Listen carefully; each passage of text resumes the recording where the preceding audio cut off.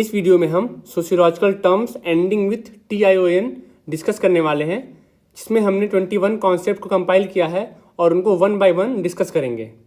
First number पे आता है वेक्स टॉक्सिफिकेशन, जिसको क्वाइंड जलाल अल अहमद ने किया था, बट इंडियन कॉन्टेक्स्ट में इसका यूज दीपांकर गुप्ता ने किया था। इसका मतलब ये है कि हम वेस्ट के कल्चर को कॉपी करने का ट्राई करते हैं और उनके कल्चर को ही प्रेस करते हैं, जिससे हमारे ऊपर अपने कल्चर को भूलने का खतरा आने लगता है। सेकंड नंबर पे आता है गेटोवाइजेशन, जिसको प्रोपाउंड लुइस विर्थ ने किया था। गेटो का मतलब होता है आइसोलेटेड और अंडर प्रिविलेज अर्बन एरिया। अगर आप दिल्ली या फिर बॉम्बे जाएंगे, वहाँ आप देखेंगे, या फिर अमेरिकन गेटोस को आप देखेंगे, जिस तरह इस इमेज में दिखाया गया है कि टेंट लगा के लोग रोड के साइड में रहते हैं और उनकी लाइफ बहुत ज़्यादा फर्जाइल होती है, कुछ पता नहीं होता है उनके साथ आगे क्या हो जाएगा। इसे गेटो बोलते हैं और उसके प्रोसेस को गेटोवाइजेशन बोलते हैं। थर्ड नंबर पे आता है कन्वर्बेशन, जिसको क्वाइंड 1915 में पैट्रिक गिडेस ने किया था अपनी बुक सिटीज इन इवोल्यूशन में। ये बुक बहुत इंपॉर्टेंट है और कई बार MCQs में पूछी जाती है। कन्वर्बेशन का मतलब होता है extended urban area typically consisting of several towns merging with suburbs of A central city. इसका मतलब है कि ऐसा अर्बन एरिया जिसमें बहुत सारे छोटे छोटे शहर सम्मिलित हों। For example Delhi NCR। Delhi का जो NCR एरिया है उसमें केवल एक सिटी दिल्ली नहीं है, उसके आसपास बहुत सारी छोटी सिटीज लाइक गाजियाबाद और नोएडा हैं। फोर्थ नंबर पे आता है एंडो कोलोनाइजेशन, जिसको क्वाइंड पॉल विलियो ने किया था और ये जामिया एंट्रेंस में पूछा भी जा चुका है। इसका मतलब होता है अपने ही गवर्नमेंट द्वारा अपने ही लोगों के ऊपर एक तानाशाही शासन। नॉर्मली इसको मिलिट्री रूल से भी हम कनेक्ट करके देख सकते हैं। फिफ्थ नंबर पे आता है डीकोलोनाइजेशन, जिसको क्वाइंड मॉरिस जूलियस बॉर्ड ने किया था, but father of decolonisation France Fanon को बोला जाता है।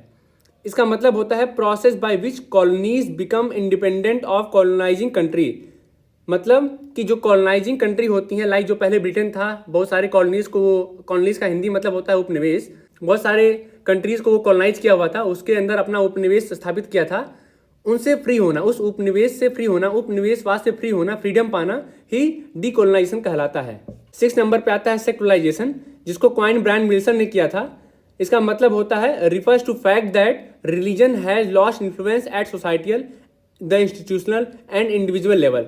अब ब्रायन विल्सन का जो सेकुलराइजेशन है उसमें उनका मतलब होता है कि रिलीजन का जो इफेक्ट होता है एक इंडिविजुअल के ऊपर और सोसाइटी के ऊपर, वो धीरे धीरे कम होता जा रहा है। पहले बहुत ज़्यादा लोग धर्म से जोड़ के चीज़ों को देखते थे, अब जैसे जैसे मॉडर्निटी आती जा रही है वैसे वैसे इसका इफेक्ट कम होते जा रहा है। 7वें नंबर पे आता है ग्लोबलाइजेशन, जिसको क्वाइंड थियोडोर लेविट ने किया था। और ग्लोबलाइजेशन का नॉर्मल डेफिनेशन जैसा आप इमेज में देख सकते हैं, the spread of the flow of financial products, goods, technology, information and jobs across national borders and cultures. इसका मतलब है कि अब कोई भी प्रोडक्ट, गुड, टेक्नोलॉजी या फिर इंफॉर्मेशन पूरे वर्ल्ड में स्प्रेड रहेगा, केवल एक नेशन से बाउंड होकर नहीं रहेगा। उसका आप कहीं भी यूज कर सकते हैं, कहीं भी जा सकते हैं, वो एक नेशन की बाउंड्री के अंदर नहीं रहेगा। 8 नंबर पे आता है ग्लोबलाइजेशन, जिसको क्वाइंड रोनाल्ड रॉबर्टसन ने किया था और ये ग्लोबलाइजेशन और लोकलाइजेशन का मिक्सचर है।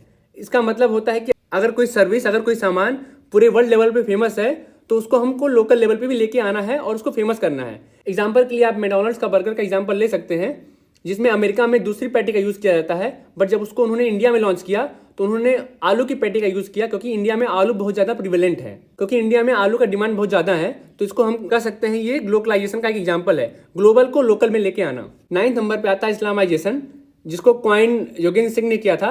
इसका सिंपल वे में मतलब होता है फॉलोइंग द इस्लाम या फिर इस्लामिक कल्चर। 10th नंबर पे आता है संस्कृताइजेशन, जिसको क्वाइंड MN श्रीनिवास ने किया था। 11th नंबर पे आता है डीसंस्कृताइजेशन, जिसको क्वाइंड DN मजुमदार ने किया था। इन दोनों टर्म को जब मैं MN श्रीनिवास पढ़ाऊंगा तो डिस्कस करेंगे। 12th नंबर पे आता है रूरल अर्बनाइजेशन, जिसको क्वाइंड चार्ल्स गाल्पिन ने किया था, बट इसका यूज इंडियन कॉन्टेक्स्ट में GS घुरिये ने किया था। A process of altering rural forms with pre selected urban patterns and life styles which creates new genetically altered rural urban forms। मतलब जो अर्बन एरियाज के प्री सिलेक्टेड पैटर्न्स हैं उसको rural area में इंप्लीमेंट करना। एग्जाम्पल के लिए आप इमेज में देख सकते हैं कि पहले कैसे लोग हैंडपंप से पानी भरा करते थे रूरल एरिया में, बट जैसा कि हमें पता है कि अर्बन एरिया में टैप से पानी आता है, तो उसको धीरे धीरे गवर्नमेंट अब विलेज एरिया में भी लेके जा रही है और टैप से वाटर का यूज विलेज एरिया में भी हो रहा है। तो ये एक रूरल अर्बनाइजेशन का एग्जाम्पल है।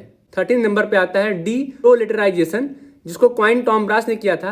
नॉर्मली ये वर्ड देख के हमें लगता है कि जो हैव नॉट्स होते हैं उनको उनकी कंडीशन से फ्री करना ही डीप्रोलेटराइजेशन कहलाता है, बट जब हम आर्टिकल पढ़ते हैं टॉम ब्रास का तो उसका वहाँ मीनिंग कुछ और ही समझ में आता है। उनका कहने का मतलब था कि जब बुर्जुआ लोग एक्सेस में प्रोडक्शन कर लेते हैं तो एक समय आता है जब मार्केट सिचुएशन पॉइंट पे पहुंच जाता है, उससे ज़्यादा उनको प्रॉफिट नहीं मिल पाता है, तो वो जो पुराने वर्कर्स होते हैं, जो पुराने लेबर्स होते हैं, उनको जॉब से बाहर निकाल देते हैं और नए वर्कर्स की एंट्री करवाते हैं कम वेज पे। जो पुराने वर्कर्स निकाल दिए गए उनको डीप्रोलेटेरिएट बोलते हैं और इस पूरे प्रोसेस को बोलते हैं डीप्रोलेटराइजेशन।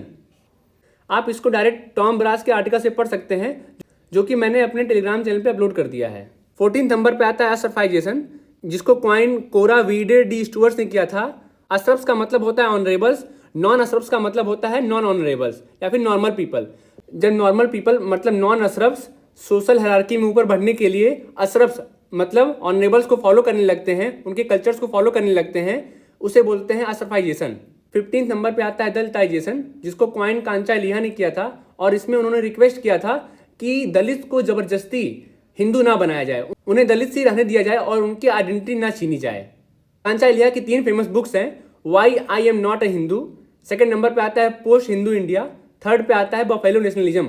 ये बहुत इंपॉर्टेंट बुक्स हैं, इन्हें आपको याद कर लेना चाहिए क्योंकि अक्सर ये PYQ या MCQ में पूछ लेता है। 16 नंबर पे आता है ट्राइबलाइजेशन, जिसको क्वाइन एस एल कालिया ने किया था।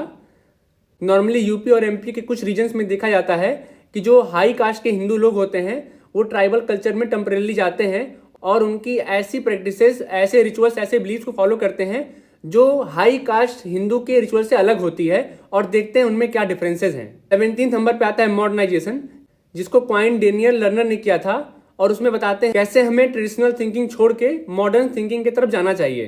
18 नंबर पे आता है साइबॉर्गिफिकेशन, जिसको क्वाइन डोना हरावे ने अपनी बुक अ साइबॉर्ग मैनिफेस्टो में किया था और ये CVET PG 2023 में पूछा भी जा चुका है। साइबॉर्ग 2 वर्डों से मिलकर बना हुआ है, पहला साइबर और दूसरा ऑर्गेनिज्म। साइबर का मतलब होता है टेक्नोलॉजी और ऑर्गेनिज्म का मतलब होता है जो हमारे ह्यूमंस होते हैं। इन दोनों को जब हम साथ में मिलाते हैं तो उसे हम साइबॉर्गिफिकेशन बोलते हैं।